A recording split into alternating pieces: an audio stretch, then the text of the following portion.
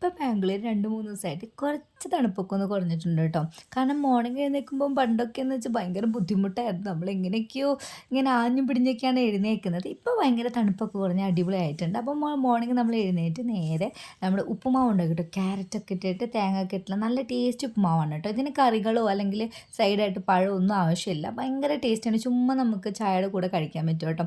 പിന്നെ ഞാൻ നേരെ ഉച്ചയ്ക്ക് നമ്മൾ ഉണ്ടാക്കിയതെന്ന് വെച്ചാൽ നല്ല ചിത്രണ്ണയും അതിൻ്റെ കൂടെ നമ്മൾ മുളക് ബജ്ജിയും ചട്നിയാണ് കേട്ടോ. ഒരു ഗ്രീൻ ചട്നി കേട്ടോ, പുതിന ചട്നി. ഇവിടെ കർണാടകക്കാരെങ്ങനെയാണെന്നറിയോ, നമ്മൾ ഈ ചിത്രണ്ണ പുളിയോഗര അതിൻ്റെ ഒക്കെ കൂടെ നമ്മൾ പരിപ്പ് വട, ഉള്ളിവട, അതേ കണക്ക് ബജ്ജി ഒക്കെ സൈഡായിട്ട് കൊടുക്കും കേട്ടോ. ഭയങ്കര ടേസ്റ്റാണ് കേട്ടോ ഇത് കഴിക്കാൻ വേണ്ടിയിട്ട്.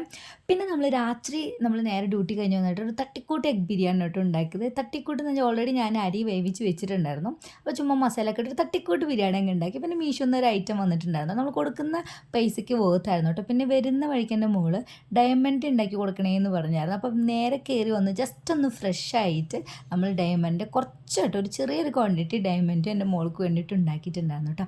അപ്പോൾ ഇത്രേ ഉള്ളൂ ഇന്നത്തെ വിശേഷങ്ങൾ. അപ്പോൾ നമ്മൾ വീഡിയോ ഇഷ്ടപ്പെട്ട എല്ലാവരും ഒന്ന് ലൈക്ക് ചെയ്യണം, നമ്മളെ സപ്പോർട്ട് ചെയ്യണം. അത്രേ ഉള്ളൂ. ടാറ്റാ.